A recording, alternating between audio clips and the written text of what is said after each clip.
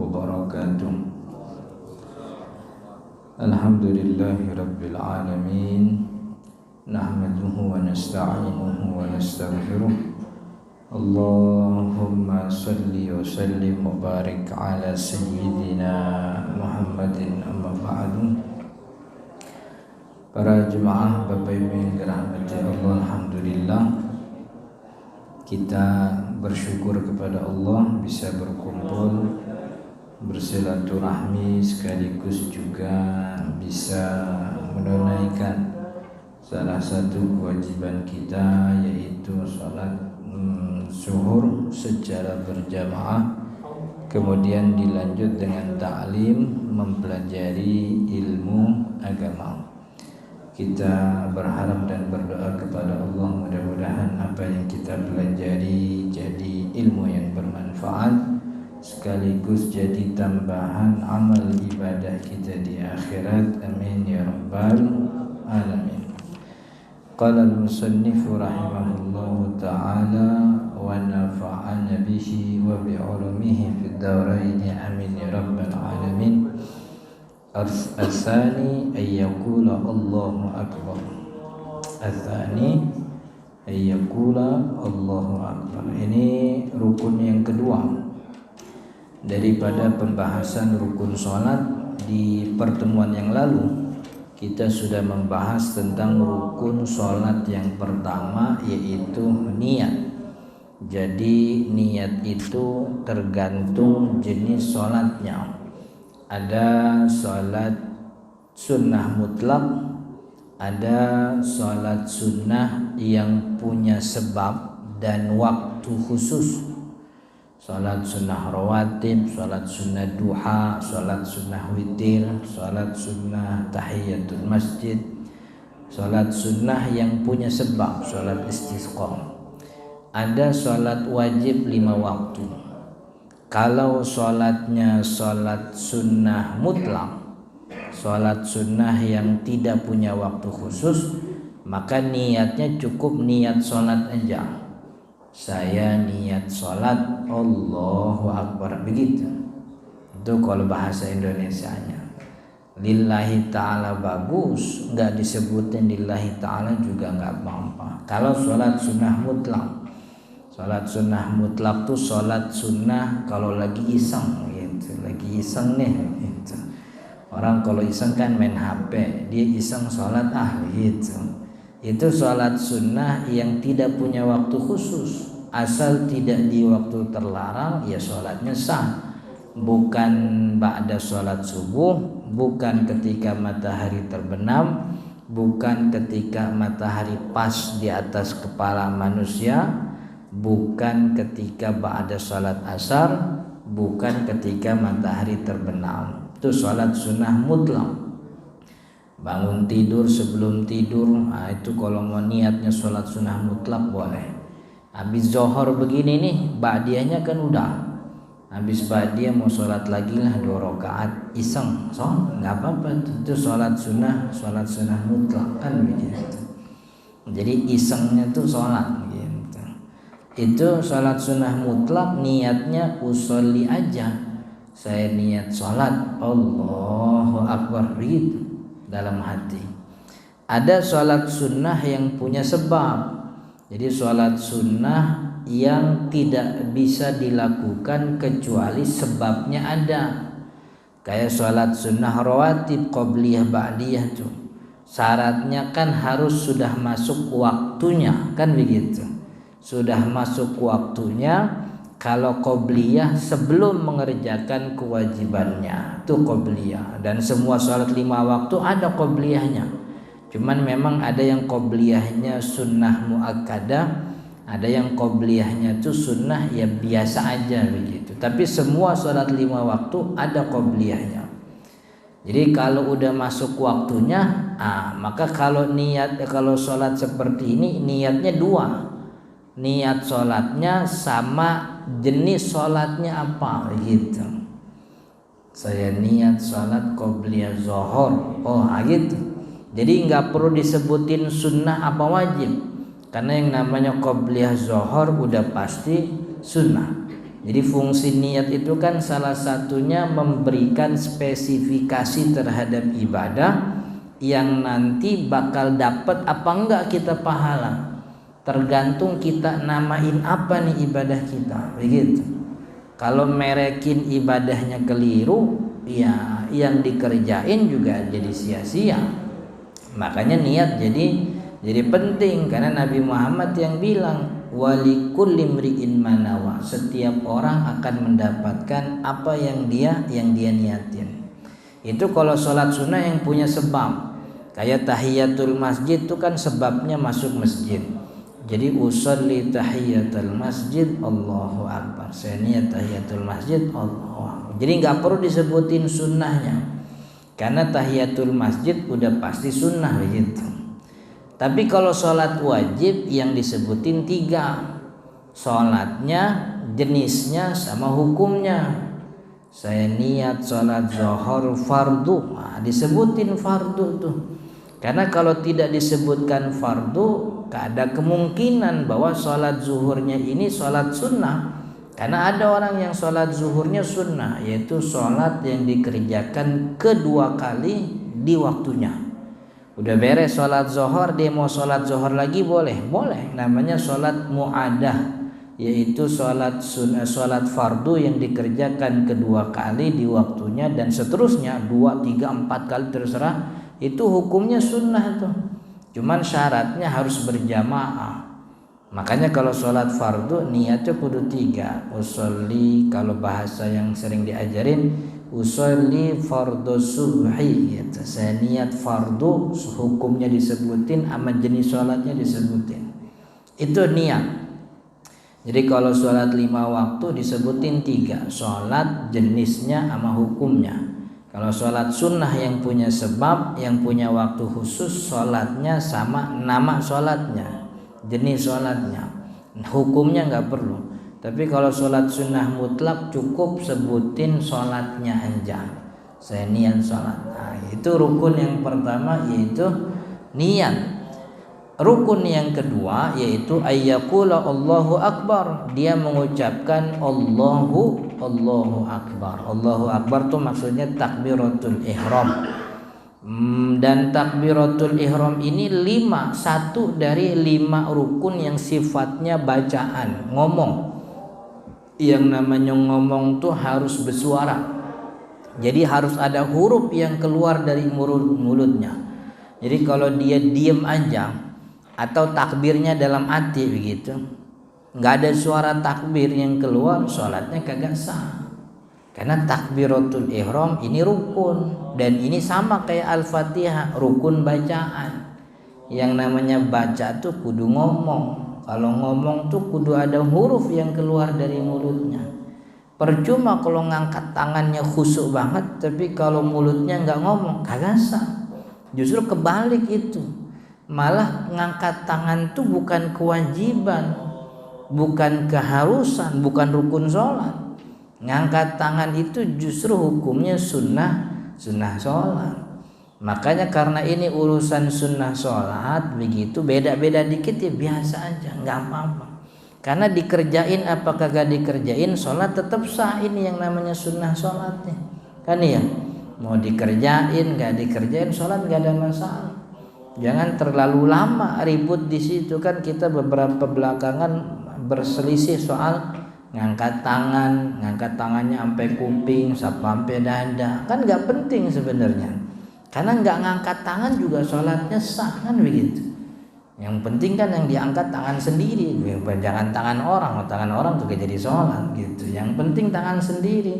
Mau sampai kuping silahkan, sampai dada aja juga boleh. Enggak ngangkat tangan juga sah sholatnya.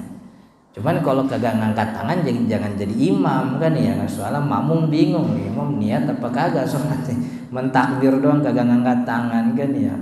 Jadi yang penting ngomong takbirnya. Habis itu bersedekap juga sama. Bersedekap tuh juga bukan rukun sholat itu, bukan rukun sholat. Habis takbiratul ihram itu bukan berdiri, habis berdiri baca Fatihah, maksudnya urutan rukunnya tuh berdiri, tapi berdiri dilakukan sejak awal. Jadi habis takbiratul ihram itu otomatis rukun selanjutnya baca Al-Fatihah.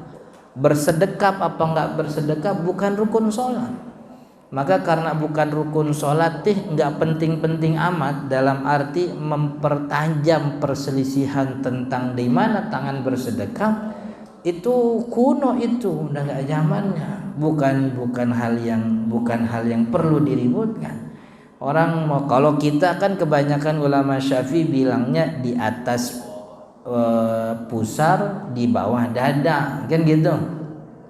Itu bukan tempat yang benar, tapi tempat yang afdol menurut kita Syafi'i gitu. Kalau kata orang Hambali, orang Imam Abi Hanifah, orang Ahnaf, yang afdol itu tempatnya di bawah perut, di bawah pusar, begitu. Tapi bukan tempat yang benar, yang orang kalau beda salah, bukan. Ini tempat yang afdol kata kita, begitu. Kalau nggak begitu nggak apa-apa, sholatnya tetap sah. Orang bersedekap mah bukan rukun. Jadi dari awal kita kagak tahu mana yang rukun, mana yang bukan rukun. Akhirnya kita terpenjara di dalam perdebatan yang ternyata malaikat juga kagak ribut-ribut amat soal itu. Gitu. Malaikat juga kagak nyatetin. Gitu. Jadi nggak terlalu pusing itu. Mau bersedekap apa enggak, yang penting baca Fatihah apa enggak, begitu. Jadi rukun yang kedua yaitu takbiratul ihram, ngucapnya Allahu Akbar. Allahnya nih lamnya kudu tasdidnya lamnya panjang. Allah, kata Syekh Nawawi Banten dalam Kasifatus Saja, maksimal panjang Allah dalam takbiratul ihram itu tidak boleh lebih dari 7 harokat. 7 harokat, 1 harokat 7 harokat, 7 alif, 7 alif, 1 alif itu 2 harokat panjangnya, 2 kali ketukan tuh 1 alif. Kalau 7 harokat 7 alif berarti 14 harokat. Jadi Allahnya tidak boleh lebih panjang dari 14 kali ketukan. Allah, kan gitu. Kan ini kalau belajar tajwid dulu sama pengajian di guru-guru tuh make rotan. Itu rotan tuh buat ngitungin ketukan panjang huruf itu. Sekaligus buat nyabet bocah kan itu kalau lagi badung. Cuman itu aslinya tuh buat ngetuk ini karena 1 alif tuh satu mat itu 1 alif itu 2 ketukan gitu. Jadi kalau belum 2 ketukan dia udah pindah huruf, ditegur sama gurunya gitu. Jadi maksimal 7 alif 14 harokat. Allahu Akbar. Dan hurufnya harus Allahu Akbar, artinya tidak boleh didahului dengan Wallahu Akbar gitu. Hu-nya juga pendek, Allahu Akbar.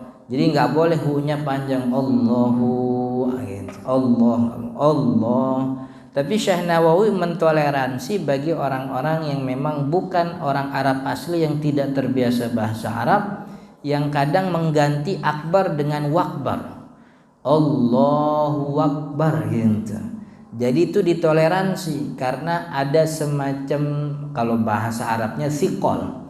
Karena hu sama a itu makhrajnya mirip-mirip kan gitu. Abis hu langsung a, kadang hu-nya ke bawah tuh. Jadi Allahu Akbar, nah, itu masih ditoleransi tuh, nggak ada masalah. Allahu Akbar. Tapi kalau Allahu, itu hu-nya kepanjangan, nggak boleh. Allahu Akbar gitu. Wala yadurru takhallulu yasirin wasfin lillahi ta'ala. Wala yadurru, dan tidak ada masalah kalau antara Allah dan Akbar diselipin sifat Allah. Allahul Jalil, Allahul Jalil wa Akbar, enggak masalah, cuman enggak biasa itu. Tapi kalau diselipin sifat Allah daripada Asmaul Husna tidak ada masalah, cuman tidak biasa, artinya akan banyak jadi pertanyaan. Au sukutin, atau diem, habis Allah diem sebentar boleh, artinya tidak terlalu lama. Allah, jadi diemnya tuh habis hu, bukan Allahnya diem. Allah, berarti la sama hu kagak nyambung, itu kagak benar itu gitu. Allahu akbar, begitu. Itu boleh itu, diem dikit sebentar, tidak ada masalah. Wa yutarjimul ajizu bi ayyi lughatin sya'a. Dan orang yang ajiz itu orang yang sama sekali nggak bisa ngomong Allahu Akbar tuh, nggak bisa. Tapi rasanya mah nggak ada yang kagak bisa. Kalau kita di Indonesia begitu ya, sebodoh-bodohnya orang Allahu Akbar mah bisa gitu. Orang tukang mabok sambil main gaplek ngomong Allahu Akbar aja bisa gitu. Bisa Allahu Akbar mah. Jadi tapi kalau emang benar nih ada orang yang mulutnya, lidahnya udah kaku, insapnya udah kebangetan tua begitu, dibilang Allahu Akbar gak nyebut, tapi mau sholat begitu, ya udah diterjemahin Allah, diterjemahin Allah Maha Besar kalau bahasa Indonesia. Cuman dia wajib belajar. Artinya dia wajib terus-terusan belajar. Datang waktu sholat, belajarnya ditunda, sholat sebisa dia bisa gitu. Dan orang kayak gini nih, kata siapa, Al Habib Abdullah Bafadl, sholatnya ditunda.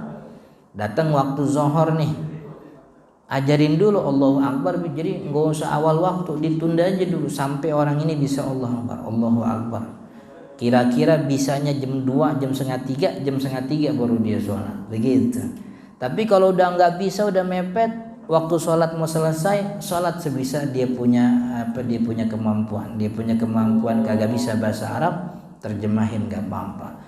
Cuman tetap hukumnya wajib belajar gitu. Sama kayak surat Al-Fatihah begitu, wajib belajar Allahu Akbar. Wa yushtaratu, dan disyaratkan ketika takbiratul ihram, isma'u nafsihi at-takbir. Dia wajib, disyaratkan nih, dia harus memperdengarkan suaranya. Setidaknya kuping sendiri mendengar kalau dia ngomong Allahu Akbar. Karena kan ini rukun bacaan, yang namanya bacaan tuh huruf harus keluar dari mulut. Dari mana kita tahu huruf itu keluar? Kuping kita dengar gitu. Kalau kupingnya kagak dengar, ya berarti belum ada huruf yang keluar. Jadi hurufnya keluar, kuping dengar, maka seukuran kuping kita dengar aja, nggak usah gede-gede juga kan begitu. Seukuran kuping kita mendengar agar memastikan bahwa ada huruf yang keluar dari mulut kita. Wa kadzal qiraa'ata wa sa'iral arkan, dan begitu juga bacaan yang sifatnya rukun. Bacaan sifatnya rukun itu kan 5. Takbiratul ihram, tahiyat akhir, sholawat kepada Nabi di takbiratul ihram, surat Al-Fatihah, tahiyat akhir, sholawat kepada Nabi di tahiyat akhir, yang kelima salam pertama. Ini 5 rukun yang sifatnya bacaan. Selain ini gerakan semua. Berdiri, ruku, sujud, i'tidal, duduk di antara itu rukun gerakan. Tapi yang bacaan yang wajib 5. Takbiratul ihram, surat Al-Fatihah, kemudian tahiyat akhir. Tahiyat awal bukan rukun, tahiyat akhir yang rukun, sholawat kepada Nabi di tahiyat akhir, dan salam pertama. Ini takbir. Jadi harus ngucap itu, harus ngomong Allahu Akbar. Kemudian rukun yang ketiga, al-tsalitsu, rukun yang ketiga, al-qiyam, berdiri fil fardhi lil qadir, berdiri dalam sholat fardu bagi yang mampu. Artinya kalau sholat sunnah boleh sholatnya duduk. Jadi Nabi Muhammad SAW itu sholat sunnah di atas kendaraan. Tapi ketika beliau ingin sholat fardu nazar, beliau turun. Kata Jabir bin Abdullah radhiyallahu an, Nabi Muhammad itu sholat di atas untanya. Tapi kalau beliau pengen sholat fardu, beliau turun dari untanya ngadep kiblat. Maka itu ulama kita tidak ada yang membolehkan sholat duduk pada sholat fardu bagi yang mampu. Kalau kita dalam kondisi di mana kita mampu berdiri tapi nggak bisa karena kondisi dan keadaan, maka sholat ini disebutnya sholat li hurmatil waqti. Belum gugur tuh kewajiban. Karena sholat fardu nggak pernah riwayatnya Nabi Muhammad sholatnya dalam keadaan duduk, kagak pernah gitu. Sholat sunnah mah iya, Maka bagi yang mampu syaratnya berdiri. Sholat sunnah duduk boleh, gitu. Jadi habis sholat zuhur, habis sholat maghrib, habis sholat isya, sholat sunnahnya ba'diyahnya duduk, nggak apa-apa gitu. Karena sholat sunnah. Tapi kalau sholat fardu wajib berdiri. Wa syartuhu, dan syarat dikatakan berdiri, nasbu faqari dhahrihi, berdirinya tulang punggung belakang. Gitu. Ini dikatakan berdiri nih. Ini dikatakan berdiri, tulang punggung belakangnya udah lurus. Walaupun tangannya belum bersedekap. Begitu. Walaupun palanya agak nunduk, tapi kalau punggungnya udah berdiri gitu, ini udah berdiri namanya. Itu juga yang kalau orang lupa tahiyat awal, kalau tulang punggungnya belum lurus, dia boleh duduk lagi. Karena belum disebut berdiri. Yang disebut berdiri itu tulang punggung belakang udah lurus. Jadi tahiyat awal nih, mestinya dia tahiyat, dia lupa, dia ngangkat. Kalau tulang punggungnya belum berdiri lurus, dia boleh balik lagi. Karena belum nyampe berdiri itu, belum masuk rukun. Tapi kalau udah berdiri nggak usah turun lagi, gitu. Kadang-kadang imam gitu tuh, imam ditegur sama makmumnya kan gitu, subhanallah gitu. Makmumnya juga rada kurang paham gitu. Imam udah berdiri masih di alhamdulillah, masih subhanallah aja gitu. Akhirnya imam turun, gitu. Udah berdiri, turun lagi dia gitu. Habis itu saya diteriakin mulu, gitu. Yang salah ngalah dah gitu. Akhirnya batal semua sholatnya kan begitu. Itu syaratnya. Fa in lam yakdir, kalau nggak mampu berdiri dengan seperti itu, waqafa munhaniyan, boleh berdiri munhani. Munhani itu rada nunduk, bagi yang kagak mampu. Jadi kalau yang sehat emang kudu berdiri, lurus tulang punggungnya nggak bengkok. Tapi kalau dia nggak mampu karena punya penyakit, ada rada ketuaan, boleh munhaniyan, rada nunduk. Kalau nggak bisa nunduk begini juga, fa in lam yakdir qa'ad, maka duduk aja kalau begitu. Jadi kalau nggak bisa berdiri lurus, agak nunduk nggak apa-apa begitu. Kalau dalam kitab Kifayatul Akhyar, kalau memang butuh ada pegangan nggak apa-apa. Jadi pakai tongkat begitu, itu nggak ada masalah. Tapi kalau nggak mampu juga nunduk begini, qa'ad, maka dia sholatnya duduk begitu. Jadi Salatnya artinya salat duduk tuh urutannya ketiga. Pertama berdiri lurus, yang kedua rada bongkok. Enggak bisa juga rada bongkok, berarti baru boleh duduk yang ketiga begitu. Dan kalau ketika duduk, raka'a muhadhiyan jabhatahu qaddama rukbatayhi. Kalau lagi salatnya duduk, maka rukunya itu matanya sampai ngelihat bagian depan lututnya, bukan bagian atas tapi bagian depan. Jadi kalau lagi sholat duduk nih, sholatnya duduk, pas lagi ruku, itu rukunya tuh mata selurus segaris sama bagian depan lutut, begitu. Itu kalau sholatnya duduk. Wal afdal ayyuhadhiya mahalla sujudihi, bahkan yang afdal itu matanya itu sejajar dengan jidatnya itu sejajar dengan tempat sujudnya. Wa huma ala wizani ruku'il qa'im fil muhadzati. Fa in lam yaqdir, kalau enggak bisa juga dalam keadaan duduk, ittaja'a ala janbih, berbaring di samping maka dengan bagian pinggir badannya. Jadi nyender di bantal dah, atau nyender di tembok begitu, miring begitu, ngadep kiblat bagi orang yang sakit. Jadi kiblat tuh di hadapan dia begitu. Wal aymanu afdal, dan pinggir kanan, bersandar kepada pinggir kanan itu lebih afdal. Kalau nggak mampu juga istalqa, maka berbaring. Nah kalau berbaring ini nih teman-teman yang dirahmati Allah, kalau lagi sholat berbaring nih, bagi orang tua yang sakit atau mungkin teman-teman kita yang sakit, kiblat itu di kakinya. Jadi jangan kiblat ada di arah pala. Jatuhnya kalau dia naik, pala di belakang, kiblat di belakang dia kan gitu, enggak. Jadi kalau sholat berbaring itu kiblat di kakinya gitu. Yang kalau dia naik palanya, dia menghadap ke kiblat, dia berbaring. Makanya kan sunnahnya kalau sholat berbaring tuh palanya ditaruh bantal biar agak naik, biar setidaknya mata ini menghadap ke kiblat gitu. Itu kalau sholatnya berbaring itu bukan kiblat di arah pala, bukan, tapi kiblat di kakinya gitu. Jadi ini kiblat tuh begitu dia berbaring begitu. Wa yarfa ra'sahu bi syai'in, kemudian palanya diangkat dikit pakai sesuatu. Kalau kita pakai bantal dah. Wa yumi'u bi ra'sihi liruku, ngasih kalau ruku gimana Ustaz lagi berbaring, ngasih isyarat pakai pala, Allahu Akbar. Ntar sujud Allah gitu lagi. Jadi ngangguk aja. Itu ruku sama sujudnya orang yang sholat berbaring itu ngangguk pakai pala, Allahu Akbar, sami'allahu liman hamidah, Allahu Akbar begitu. Jadi ngangguk pakai kepala. Wa ima'uhu lisujud aksar qadra imkan, tapi ngangguknya untuk sujud itu lebih tinggi, artinya lebih dalam dibanding ruku. Bagusnya begitu kalau mampu. Fa in lam yaqdir, kalau nggak bisa juga pakai kepala, au ma'a bi torfihi, maka ngasih isyarat pakai torf, pakai kedipan mata, Allahu Akbar, Allahu Akbar gitu. Fa in lam yaqdir, kalau nggak bisa juga pakai kedipan mata.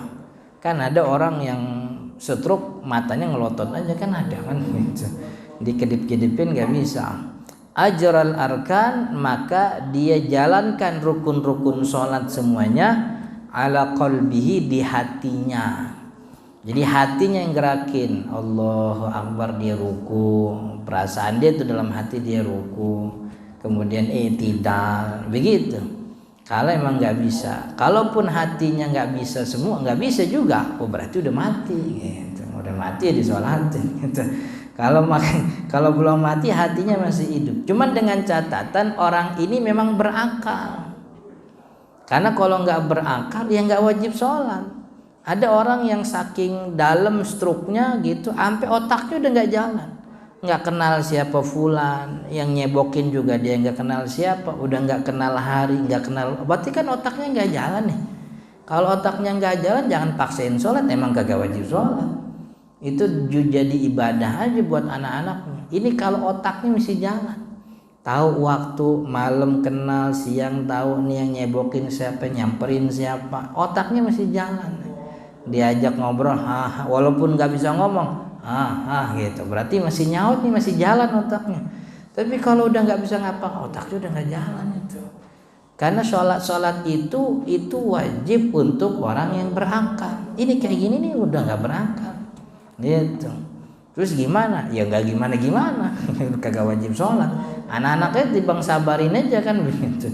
Tibang disabarin jadi ibadah kan begitu.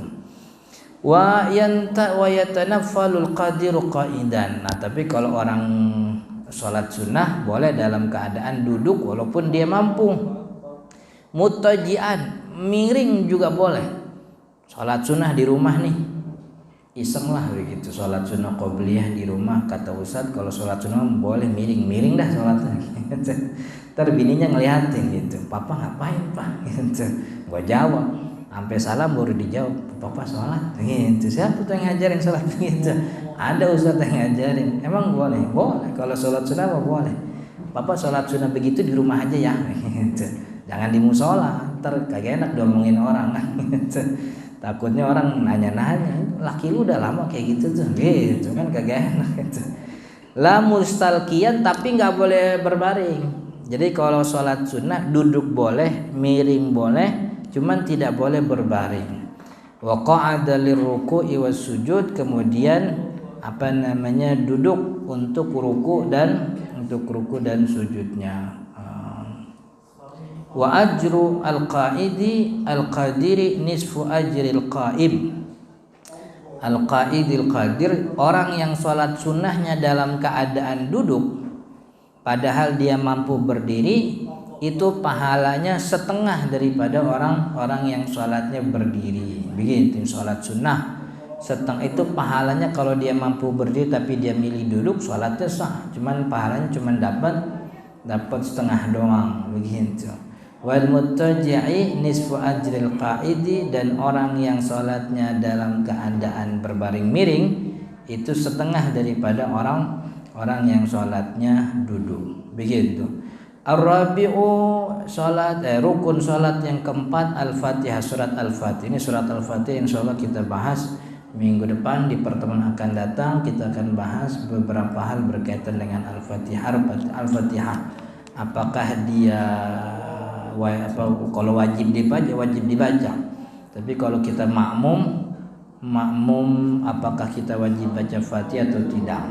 Kemudian kalau kita masbuk, apakah kita wajib Fatihah atau tidak? Karena ada sebagian ulama yang mengatakan kalau masbuk dapat imam lagi ruku, langsung ikut ruku dapat rakaat. Berarti kan ada Fatihah kagak dibaca tuh. Nah, insyaallah akan kita bahas di pertemuan yang akan datang. Sebelum ditutup ada pertanyaan? Kalau ada? Nggak ada ya? Insyaallah kita lanjut di pertemuan akan datang. Subhanakallahumma bihamdika asyhadu an la ilaha illa anta astaghfiruka wa atubu ilaik. Hadanallahu wa iyyakum ajma'in. Assalamualaikum warahmatullahi wabarakatuh.